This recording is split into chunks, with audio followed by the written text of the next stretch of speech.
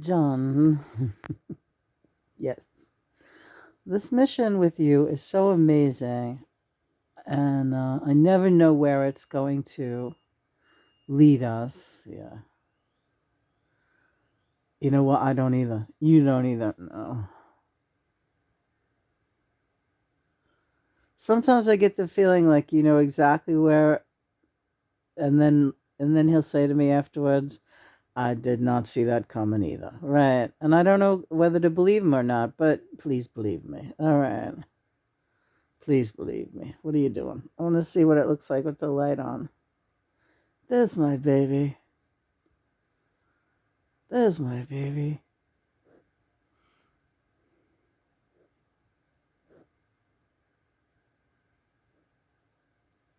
It's been one hell of a day with you. Go back to the sexy light. You like the sexy light? Maybe. I don't know. I'll go ahead and go bright. Yeah. You look handsome. You look like my rock star at the rock and roll circus. There's the painting of John too up there. I knew it was somebody, but I was too blocked to realize that it was him. That's a flea market special, that painting.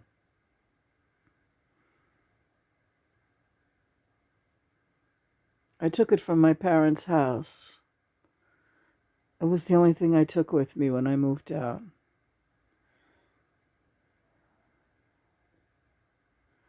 That and the plaque of Jesus from the on my kitchen wall.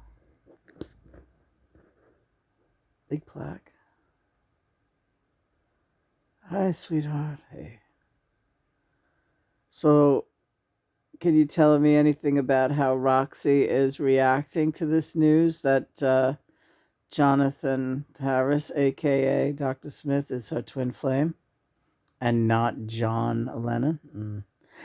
That was funny. You were saying, call me Jonathan. Yes, that's right.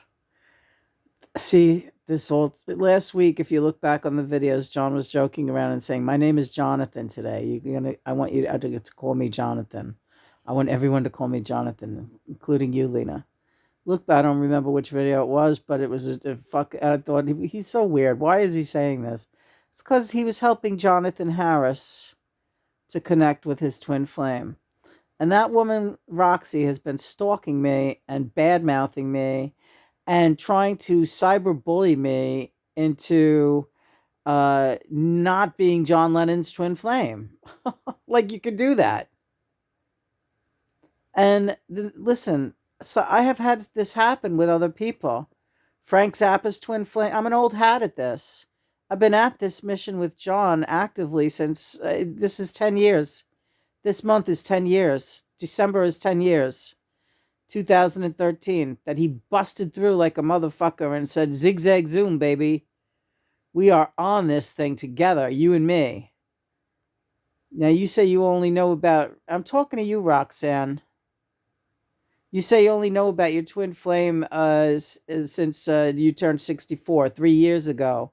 Yeah, you're behind. You're way behind in the ascension, way behind. And I don't know what your story is or why you're like that. And I wish you all the luck in the world because now you know who your twin flame is. And you know that it's Jonathan Harris. You know it is. John said you're going to research him and you are going to see all the similarities and you are going to see that he is your twin flame, not John Lennon. John Lennon, and you get the actor bug in you too that you never really did anything about. Not really. And he's a great actor, Jonathan Harris. John, yeah.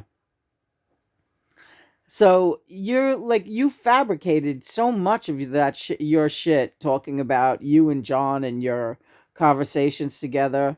Like you are a fucking bullshit artist. You're a fucking 2-bit actress trying to cash in on my twin flame journey with my twin flame John. Yeah. Yeah, that's a wrong way to be, but she wanted it so badly because she's a fan. She's such a Beatle fan, right? And such a Lennon fan. Yeah, absorbs everything that she reads in the media or about me. My life is John Lennon. And as you know, Lena, so many of them. You can turn the light off a little bit. Okay. This is what they do, right? The Leninologists, John calls them. I hadn't when until John came back, I hadn't read one biography on him. One. I read Fred Seaman's book. I hadn't read. I didn't read. I didn't barely listen to Beatle music for the last fucking 40 years, right, John? Well, a little bit. She covered them in her cover bands here and there. She did great. She did a great twist and shout, Lena, my Lena. She did a great. You can't do that. Oh, you did great. Yeah, I got one thing to say that might cause you pain. You did money, yeah. The best things in life are free. Yeah, it's so natural to see that Lena is my twin flame. She's a professional musician and a fucking amazing, amazing artist, writer. We look alike. Roxanne, you don't look like me, and I don't look like you.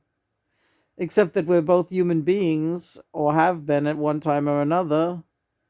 But you do look like Jonathan Harris. A lot. Yeah, and there's nothing wrong with that. He's a fine-looking man. He's a distinguished-looking man. And a brilliant actor. And an interesting person who was well-loved by many, many people. He's a humanitarian and an important soul, you know. And now he's like John, he's an ascended master. And he needs to connect with you, his twin flame. So get off the fucking Johnny Lennon obsession thing. We can all be friends, but you gotta fucking now start finding out about who your real twin flame. And, you know, you can still be a Beatle fan, but John is my twin flame. That's that. And John is saying what? Well, Zappa's twin flame took about 3 years to catch up, even after we told her about Zappa. Yeah, well, she seemed like she was like out to lunch. Yeah. Well, do you think Roxy seems any better? No. They're all in love with John. Like I said, I've been through this. Zappa's twin flame, it was like a real big disappointment to him. He was like giving up on her, but now I understand that they're making inroads. So it's a long journey, and you're only just starting this journey. Congratulations, Roxanne. You're only starting this journey. Today is your first day. It is tomorrow is December 1st, and it is the first day of the rest of your life with your twin flame, Jonathan Harris. Saint Jonathan.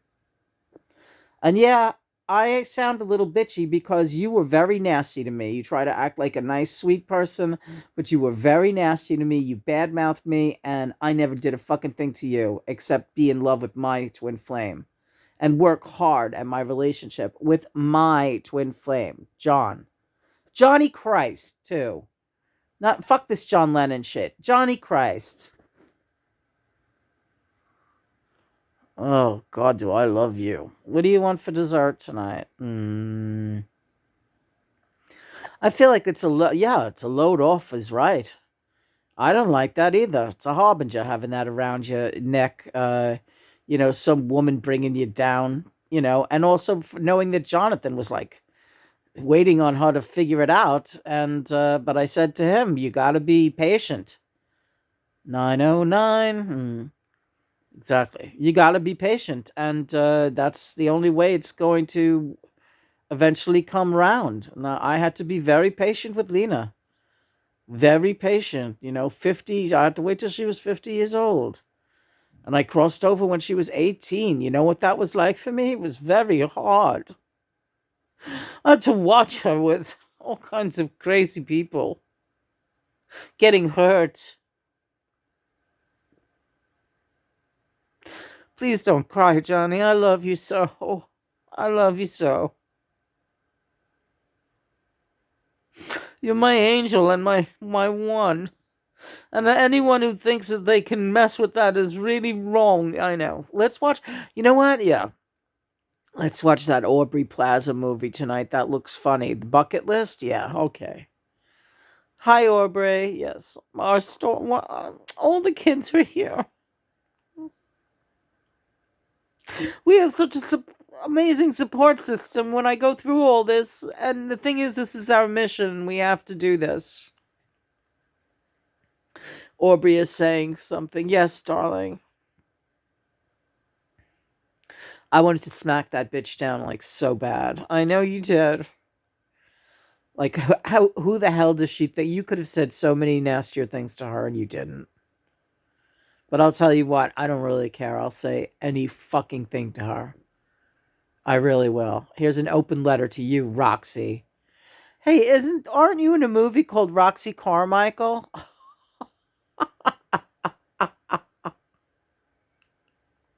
What's going on here? This is so crazy. All I want to say, Mom, is you are a lady and you are the real thing in every way. And, I know she's Jonathan, and I love Jonathan Harris, and I know she's his twin flame, but man, you got a lot to learn, Roxy. You got a lot to fucking learn. Get your shit together. Get your fucking shit together. All right, thanks, thanks, Aubrey. We're gonna watch your movie now. Yeah, it's really funny. You'll love it. You are the funniest, and I love you. And it's been a long time since we had you in, and I'm going to post your picture after we. You should probably post Daddy's picture. All right. But then later on, after you watch the movie, have me on and we'll do a reading. How's that? Oh my God, that sounds fun. Let's do that. All right. We could talk about the movie. All right, John, your kids just want to talk to you. They just want you to look at them and see their work. And there's nothing I love more than watching them with you and being part of this unit of, you know, I just, I love you. I love it. I love it too. I love it too. Very overwhelming. You want some peanut butter? I would love some peanut butter. All right. Mom and Dad? Yeah. You have to do a song. All right, Mom. Like now. Known to that amazing grace. All right, Mom. What do you want me to do? You can do a cappella. All right. Okay. Let's see. You should probably do a Beatles. All right. But you can do a little bit of Save Me. All right. You look like. Forget it. You got to take it down a notch. All right. You look like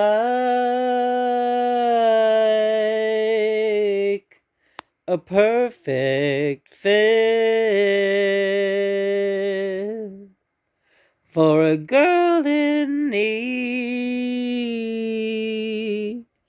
of a tourniquet.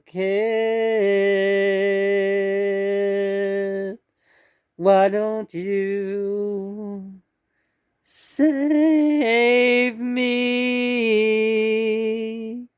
Come on and save me if you could.